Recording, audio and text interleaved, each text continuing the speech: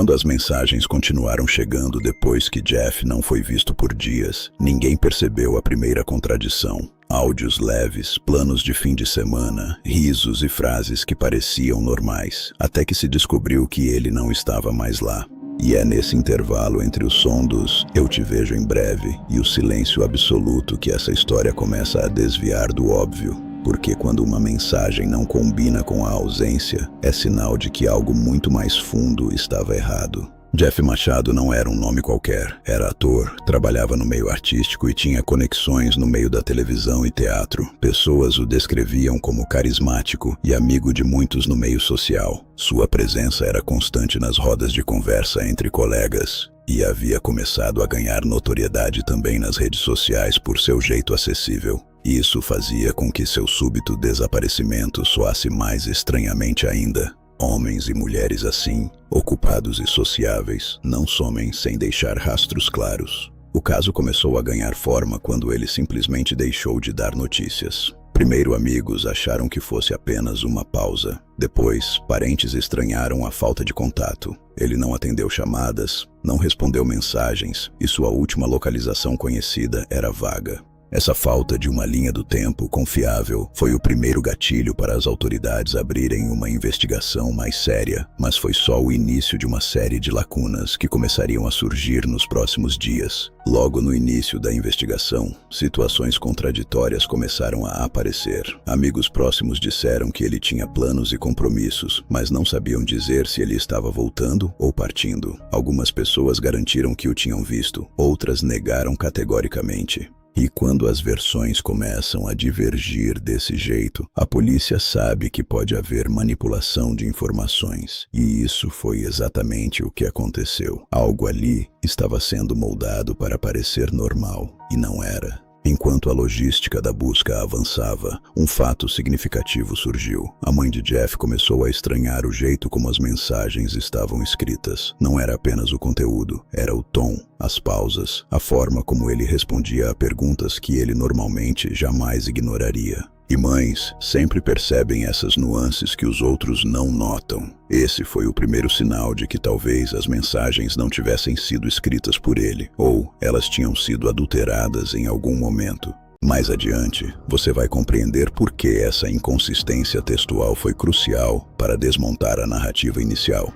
Mensagens são vestígios digitais que, em muitos casos, guardam mais verdade do que depoimentos humanos.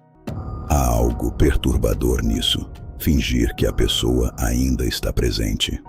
E quando eu revejo cada palavra enviada depois do desaparecimento, tudo pareceu deslocado, como se estivesse sendo usado para dar continuidade a uma vida que já havia sido interrompida. No centro da investigação começou a surgir um nome, o do amigo próximo. Não qualquer conhecido, mas alguém que conversava com Jeff regularmente, aparecia frequentemente ao seu redor e que parecia estar em muitas mensagens, inclusive em conversas que se intensificaram depois que Jeff deixou de responder. Esse amigo, visto por muitos como confiável, passou de figura secundária a uma peça crucial no tabuleiro da investigação.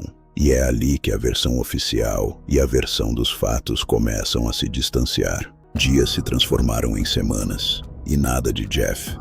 Enquanto isso, os áudios e as mensagens de texto continuavam chegando nos grupos de amigos e familiares. O uso contínuo de frases curtas e respostas mecânicas passou a ser alvo de análise forensic digital. Especialistas em comportamento linguístico começaram a destacar padrões que simplesmente não batiam com a personalidade dele, como se a presença dele ali tivesse sido continuada artificialmente, como uma sombra de si mesmo em comunicação.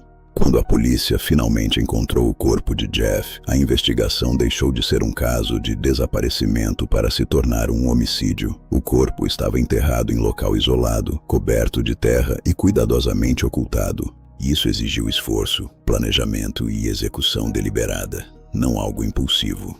Isso representa uma mudança de dimensão no caso. Não buscávamos mais apenas respostas sobre onde Jeff estava. Agora buscávamos respostas sobre quem o deixou ali e por quê.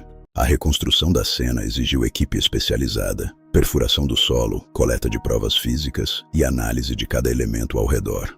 Cada detalhe passava por microscópios e câmeras de alta resolução.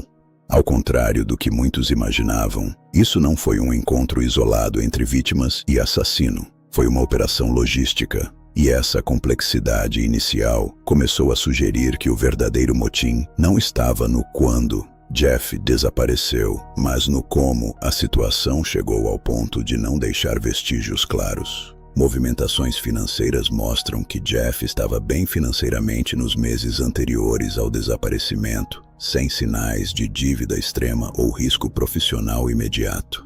Porém, relações pessoais, ciúmes, amizade tóxica ou interesse financeiro convergiam em figuras próximas, especialmente em uma pessoa cuja presença constante se repetia em várias conversas. E é isso que investigadores buscam, não apenas o motivo óbvio, mas o motivo psicológico que sustenta um crime que envolve esconder o corpo e manipular evidências digitais. Quando a polícia começou a chamar pessoas para depor, o que parecia simples narrativa social começou a desmoronar. Amigos deram versões que não se alinhavam, datas não batiam e detalhes que deveriam ser lembrados claramente foram esquecidos ou contraditos. Isso não significa apenas falha de memória. Significa narrativa fabricada. E quando uma história começa a se autocontradizer, o investigador sabe que está lidando com mentiras, não com falhas humanas normais. Hoje, a linha oficial é clara.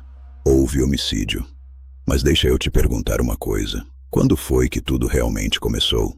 Foi no momento da morte? Ou foi no instante em que a mentira virou estratégia? Porque se as mensagens falsas não tivessem sido enviadas, se aquela tentativa desesperada de simular uma vida que já não existia não tivesse acontecido, talvez a verdade tivesse vindo mais rápido. Talvez a dor tivesse sido menos cruel. Talvez. Mas a verdade sempre cobra o seu tempo. E o que mais me atravessa nessa história não é só o crime, é a confiança. A confiança entregue, a confiança usada, a confiança destruída. A gente cresce ouvindo que perigo mora na rua escura, no desconhecido, mas às vezes ele senta à nossa mesa, divide planos, escuta nossos medos. Eu fico pensando, quantas vezes ele deve ter olhado para aquele amigo e sentido segurança, quantas conversas, quantos sonhos compartilhados. No fim, não foi apenas um corpo encontrado sob concreto, foi uma relação soterrada por ganância, manipulação e frieza, e isso dói de um jeito diferente. Porque crimes assim não acabam quando a sentença é dada. Eles continuam ecoando na memória de quem amava, de quem confiava, de quem nunca imaginou. Se tem algo que essa história deixa, é um alerta silencioso. Nem toda presença é proteção, nem toda palavra é verdade. E talvez seja por isso que contar essas histórias importa.